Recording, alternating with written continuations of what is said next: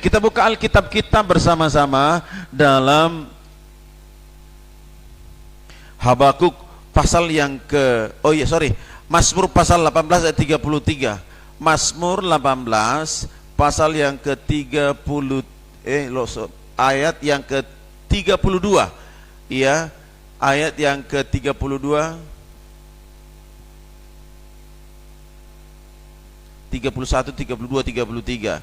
Iya, sampai 34, 31, 32, 33, 34. Kita baca ayat, saya baca ayat 31, Bapak Ibu baca ayat yang ke-32, kita bergantian. Demikian firman Tuhan, sebab siapakah Allah selain dari Tuhan, dan siapakah gunung batu kecuali Allah kita?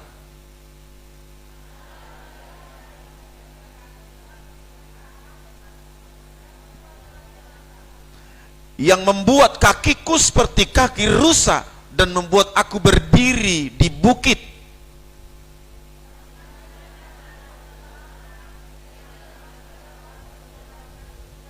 Katakan amin. Ini firman Tuhan di Natal ini. Alkitab berkata, ini pemazmur berkata bahwa sebab siapakah Allah selain dari Tuhan, dan siapakah gunung batu kecuali Allah kita sendiri. Bapak Ibu bicara tentang gunung batu, itu bicara tentang perlindungan. Katakan dulu perlindungan. Iya, bicara gunung batu itu bicara perlindungan, tempat yang paling kuat, tempat yang paling kokoh. Kalau zaman dulu di Israel itu kalau buat tembok itu tinggi, pernah saya bilang 6 meter itu tembok perlindungan.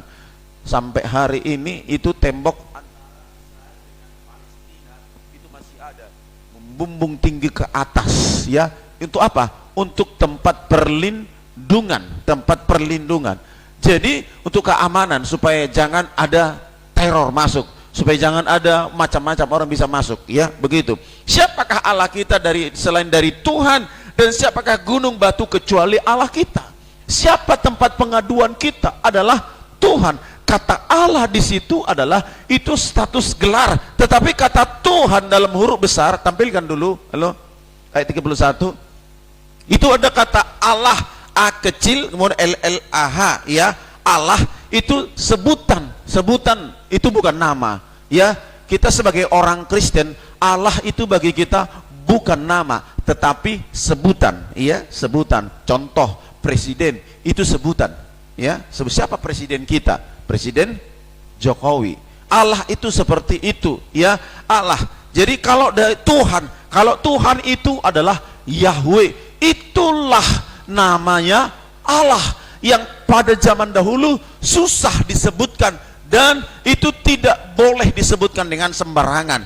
Dia itu adalah Allah yang sekarang pada hari ini yang kita rayakan menjelma, ya, menjelma menjadi manusia, yaitu disebutkanlah namanya Yesus Kristus, disebutkanlah namanya Yesua, ya, Yesus Kristus. Dialah tempat perlindungan kita, tidak ada yang lain. Ada Yesus yang selalu melindungi kita. Jangan berlindung terhadap apapun yang ada di dunia ini.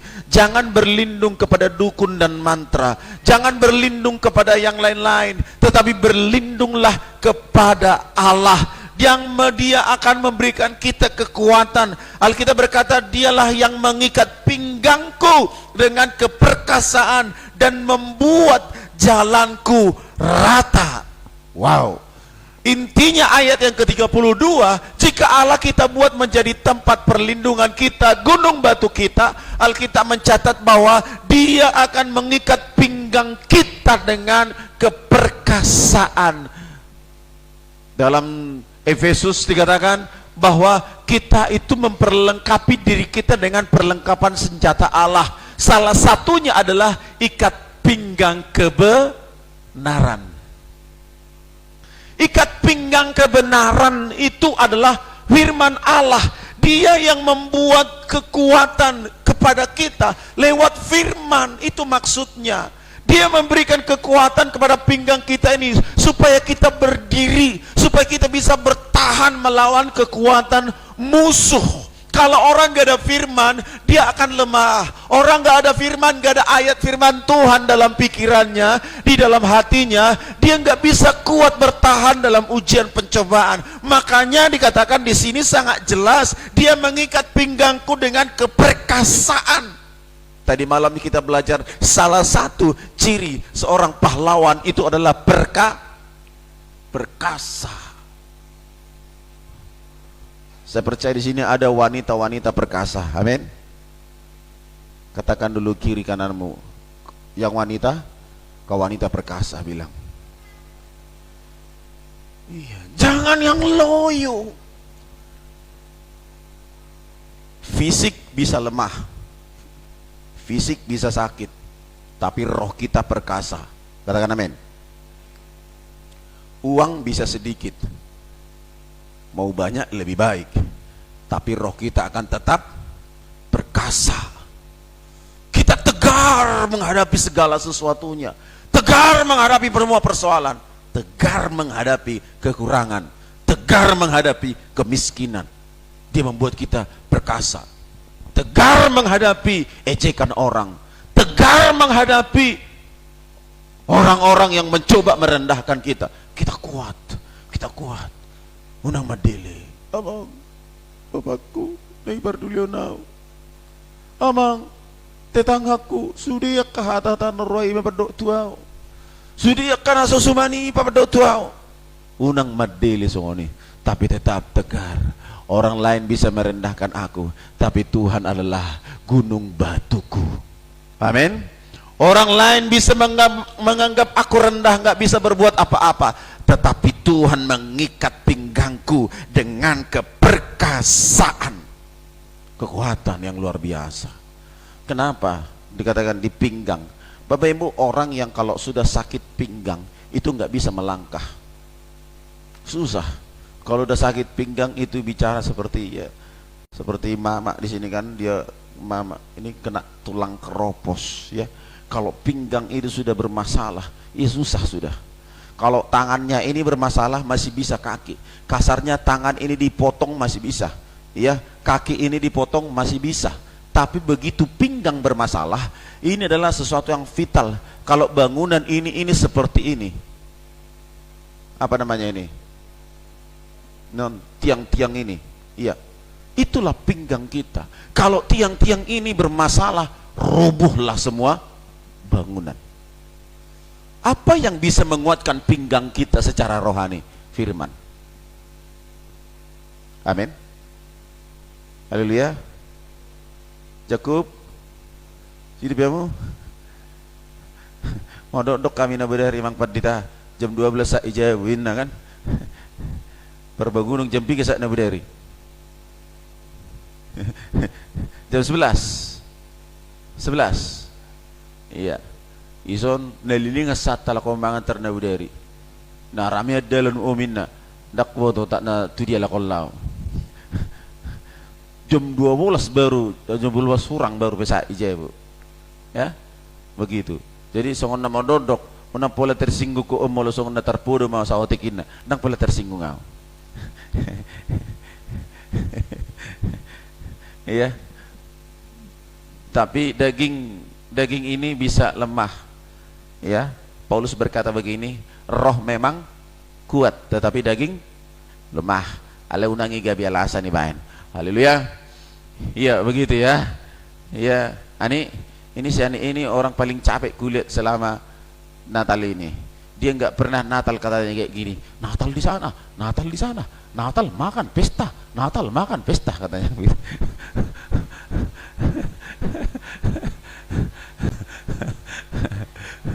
Ala nilujani dimakani dosa ini. Ala mau pesta nikah di Nias itu pestanya bisa sampai berapa hari? Seminggu bisa ya? Seminggu. Ada kawan pendeta kita di Nias, saya lihat setiap hari dia posting motong babi. Setiap hari posting motong babi. Sampai berapa babi dipotong? Ini masih 2 yang kita potong, belum 3. Ya, begitu. Ya beginilah di Sumatera, biar di Batak lah aku bilang ya. Ya kalau Natal ya gini, belum lagi ada Natal kampung, bah luar biasa. kalau di daerah ini nggak pernah ada Natal kampung, ya, karena mungkin sedikit alam maul saya ada rohana di tahun. Ya mungkin gara-gara begitu, ya. Jadi Bapak Ibu Saudara, taruh kekuatan baru, ya, taruh, pegang pinggangku diikat dengan keperkasaan. Amin. Ani, pinggangku diikat dengan keperkasaan, ya. Udah kecil dia sibuk, paling repot sedunia kulihat ini. Sampai makan pun dia, makan dulu kawan nih, sebentar lagi Pak, ini mau siapnya ini, aduh, makan dulu kawan nih, sebentar lagi Pak, aduh, ya begitu. Ya begitulah kalau hamba Tuhan begitu, ya. Jadi memang dikerjakan juga dia dengan sukacita. Di sukacita dia melakukan itu. Sebetulnya uluk-uluk nabudari ikun-gunung di mana? Jadi dengan nani uluk-ulupi lemat di mana sudah?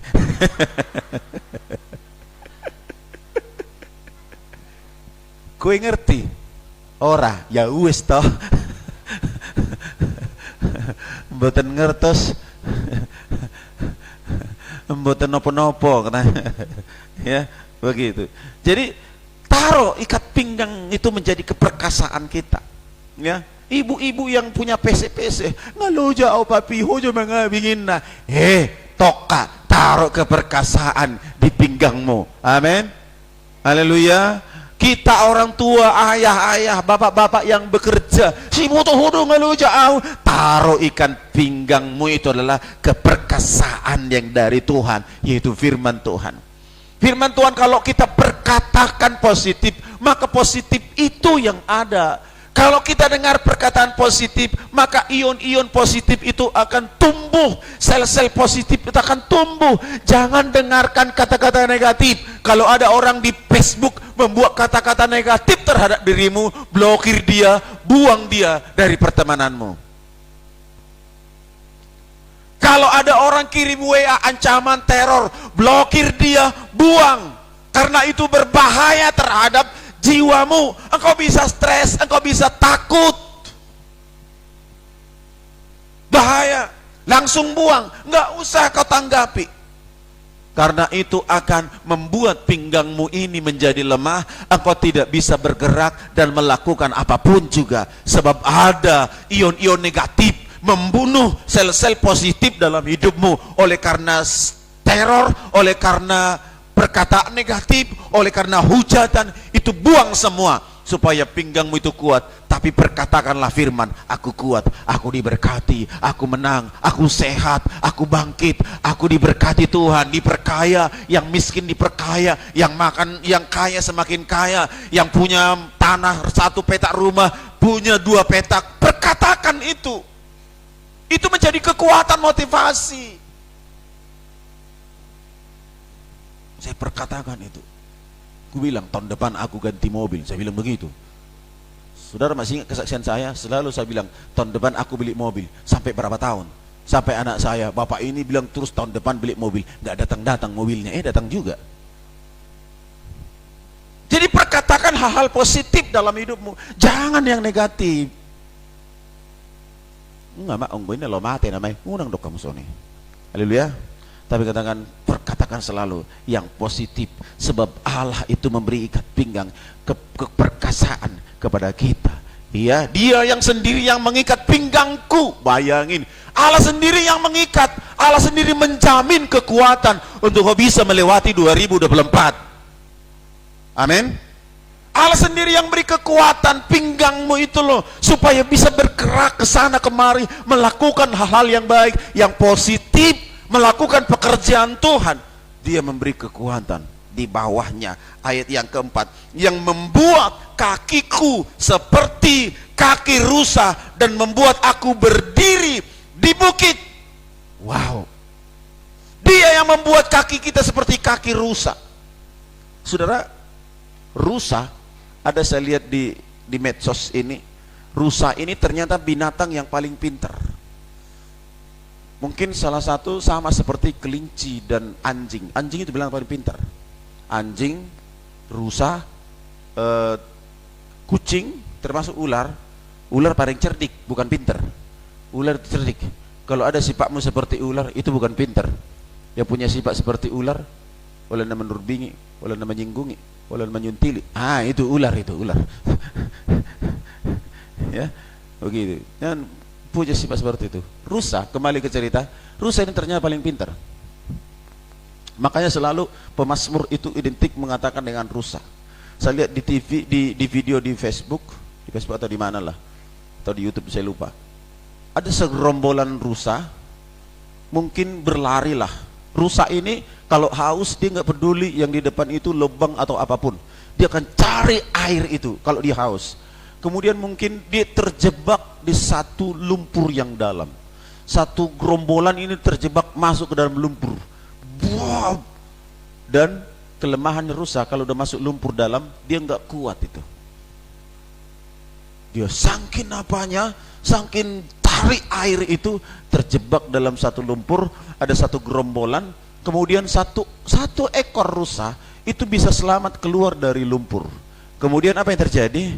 Rusa ini mendatangi, kebetulan di pinggir jalan, rusa ini mendatangi mobil-mobil orang yang lewat di sekitaran situ, didatangi sambil mengeluarkan air mata. Bayangin, rusa mengeluarkan air mata dan membuat tanduknya ini menggesek pelan-pelan, membuat mulutnya ini menggesek mobil orang yang lewat di situ yang lambat, digesek. Ada orang-orang nggak ngerti. Kemudian ada orang yang ngerti dengan bahasa seperti itu, kemudian digesek dan seperti dia memberitahu, tolong kami, ada gerombolan seperti kami terjebak di sana. Kemudian orang yang ngerti diikuti. Kemudian setelah dia keluar dari mobilnya, rusa ini jalan menuju tempat gerombolan yang kena jebakan lumpur. Maksudnya apa, saudara? Rusa itu binatang yang pintar, binatang yang care dengan sesama binatang. Luar biasa. Ada orang gak care dengan sesamanya, berarti rusa lebih hebat dari rusa itu care. Kemudian orang-orang itu menariklah, ditariklah apa itu rusa itu dari dalam lumpur itu. Bayangin, itu jauh, ada sekitar berjarak dari sini mungkin ke Lombang sana, itu jarak antara gerombolan rusa dengan jalan, dibawa ke situ. Peduli dia. Jadi kalau ada kita nggak care dengan sesama jemaat, ya ada terdoka umat langsung dia mabiar man dokon. Ya udahlah, kita care sama-sama. Rusa punya belas kasihan yang luar biasa, tetapi Alkitab ini mencatat bahwa dia akan membuat kakiku seperti kaki rusa yang membuat aku berdiri di bukit. Kalau rusa itu kalau berlari, waduh, nggak ada lawan, sih nggak ada lawah, kata orang Ambon, sih nggak ada lawah. Kalau rusa itu berlari setinggi-tingginya bukit, kalau dia berlari dia akan lari terus, tidak pernah lelah dan tidak pernah capek. Dia lari sampai ke sana, yang membuat dia sampai di bukit itu. Itu kaki rusa. Dan itu keren itu, nggak lelah. Bukit bicara tentang persoalan, bukit bicara tentang pergumulan, permasalahan hidup kita. Kalau saudara ada seperti kekuatan kaki rusa, bukit yang setinggi apapun, persoalan seperti apapun, saudara akan tetap kuat. Aku tetap kuat, aku tetap on fire, aku tetap menyala di hadapan Tuhan, sebab Dia membuat aku berdiri di atas bukit persoalan itu. Orang bisa menjadi lemah karena nggak ada kekuatan kakinya, nggak ada kekuatan pinggangnya, maka dia nggak bisa berdiri di atas persoalan. Berdirilah di atas persoalan. Seperti apa? Jadi buat pinggangmu dengan pinggang keperkasaan, dan latih kakimu seperti kaki rusa yang bisa berlari di atas masalah pergumulan hidup kita. Amin. Amin. 2024 kita akan punya kaki seperti kaki rusa yang rematik sembuh dalam nama Yesus. Ya. Tapi kau perkatakan dengan iman, Bapak Ibu. Perkatakan dengan iman, dengan keperkasaan, dengan kekuatan yang luar biasa yang dari Tuhan. Dengan optimis melakukan semuanya. apa yang bisa kita kerjakan? Yesaya 57 ayat 10, demikian saya akan bacakan. Oleh perjalananmu yang jauh engkau sudah letih lesu. Perhatikan, mungkin saudara berkata seperti itu, tapi Tuhan berkata, oleh perjalananmu yang jauh engkau sudah letih lesu, tetapi engkau tidak berkata tidak ada harapan. Halo, mungkin engkau selama ini sudah berjuang, tapi hasilnya nihil. Engkau sudah berusaha, tetapi toh juga masih disakiti. Engkau berusaha mengampuni, tetapi engkau tersakiti terus. Aku lelah, aku capek, selalu dihina, selalu dikecilkan. Bagaimana aku bisa mengampuni dia? Aku lelah. Mungkin kau berkata seperti itu, tetapi engkau tidak berkata tidak ada harapan. Engkau selalu berkata akan ada harapan bagi kita, akan ada hari esok yang lebih baik, akan ada Yesus yang beri kekuatan kepadamu, akan ada Yesus yang menghibur hatimu yang susah, akan ada Yesus senantiasa yang buat engkau tertolong dalam segala pergumulanmu. Sebab engkau tidak menjadi lemah, engkau mendapat kekuatan yang baru. Perhatikan, saya ulang lagi, tampilkan dulu Yesaya pasal yang ke-57 ayat yang ke-10. Ini penting, perhatikan Bapak Ibu Saudara. Iya, apa kata Alkitab? Oleh perjalananmu yang jauh engkau sudah letih lesu. Ngalu aja, berjuang, kemudian engkau tetapi engkau tidak berkata tidak ada harapan. Jangan keluar dari perkataan mulut kita, on nama ongu hapogosi ngai tangap be. No, tengkik itu semua. On nama dang lalau saiton nama mabuana mate daw. Mulu mate hamu nama buat kamu mate tu kekalung do sarikat. On nama dang nalabu be heheau sian on. Mau unik mati be on. Tak tahu be on. Enggak. Tapi katakanlah bahwa engkau mendapat kekuatan yang baru, sebab engkau tidak menjadi lemah. Mungkin kau bisa letih, Bapak Ibu menjadi letih, loja. Mungkin terkadang kita nyanyi nung naloja oh Tuhan. Alau nang tordok kejora di bayi ning anak ke. So idoko kamu bengar di hinabbe. Alam lo tu sarikat ikoni paradi do. Igali sadahali dua kan, sarikat do marah kan, begitu. Tapi katakanlah selalu ada harapan.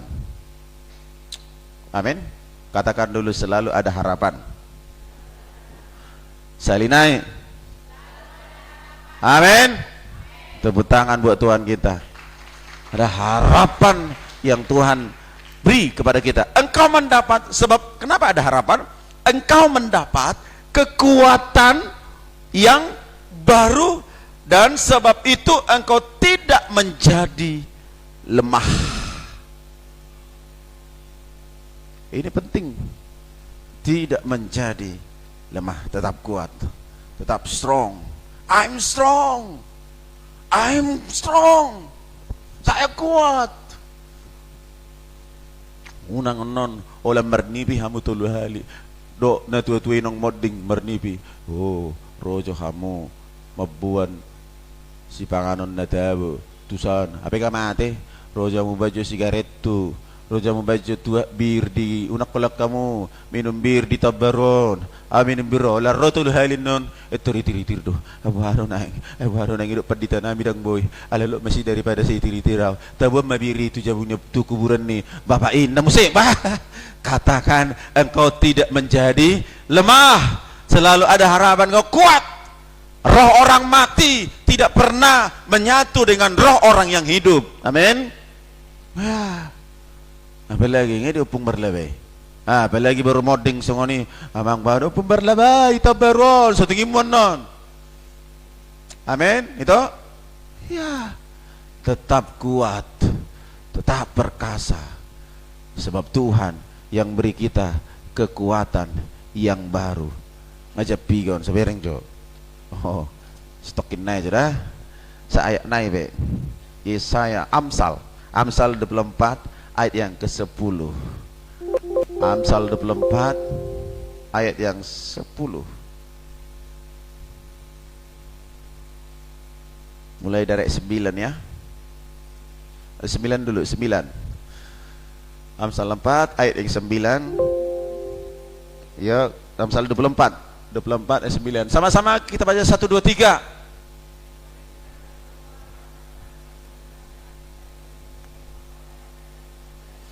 Memikirkan kebodohan mendatangkan dosa, dan si pencemooh adalah kekejian bagi manusia.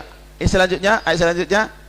Nah, ini yang sur kali ini. 1 2 3. Istilahnya kalau bahasa sekarang, mologaledo partodiomu cemen. Artinya cemen, kecil kekuatanmu. Jika engkau tawar hati pada masa kesesakan, medele, marah-marah pada masa kesesakan, Alan Yahudi selalu cari kambing hitam, selalu membenarkan diri, selalu menyalahkan orang lain, tawar hatinya, sohonido HP merminggu, nampe merminggu au, tunggu sono kuai, sohonido HP si ada orang, selalu menghakimi, selalu mengecilkan, mendiskreditkan orang lain. Tawarlah hatimu sehingga kau tidak datang lagi gereja. Natal manatal, gudang 20 tahun, nasoro tu gereja. Molo namar sahid, maklum maiba. Alai begitu Natal seperti ini, nasional saja, dunia saja meliburkan Natal, menghargai orang Kristen supaya beribadah. Tapi apa? Lihat di warung sana, lihat di tempat keramaian sana, rata-rata orang Kristen, tapi dia tidak pergi merayakan Natal. Padahal dikasih pemerintah libur nasional, tapi nggak ada datang ke gereja. Natal justru buat adat. Natal justru diperbuat untuk apa? Hanya pergi ziarah ke kuburan. Natal justru dibuat untuk apa? Pesta pora, pesta dansa, mencari uang, mencari popularitas. Tapi kita, orang yang benar, kita tidak menjadi lemah, tetap kuat. Kalau orang melakukan seperti itu, wah, kita hanya bisa berdoa dan nasihati mereka, ingatkan mereka bahwa ibadah Natal itu penting, sampai meliburkan pekerjaan, meliburkan semua usaha hanya untuk Natal. Tapi orang tidak menghargai. Maka dengan jika kita menjadi tawar hati, maka dalam kesesakan, kecillah kekuatan kita. Ini orang-orang yang kuat semuanya, amin, haleluya. Buatlah pengharapan kita, biarlah Tuhan yang mengikat pinggang kita dengan keperkasaan, dan biarlah kaki kita menjadi kaki rusa seperti kaki rusa, tidak pernah lelah, tidak pernah lesu. Dan biarlah juga hati kita tidak menjadi tawar menghadapi semua permasalahan ke depan yang akan kita lalui. 2024 ini pegangan kita, 2024 ini yang kita pegang. Kita akan tetap kuat, strong, berpengharapan sepenuhnya kepada Allah, Raja di atas segala raja, amin. Jangan pernah putus asa, tetap semangat, giat dalam melayani Tuhan, dalam pekerjaan Tuhan, giat berkarir di pekerjaanmu, dan giat dalam pekerjaan Tuhan. Maka Tuhan akan beri kita kemenangan dan kekuatan dari Allah. Itu akan senantiasa melimpah dalam hidup kita, amin. Kita berdoa bersama-sama, haleluya.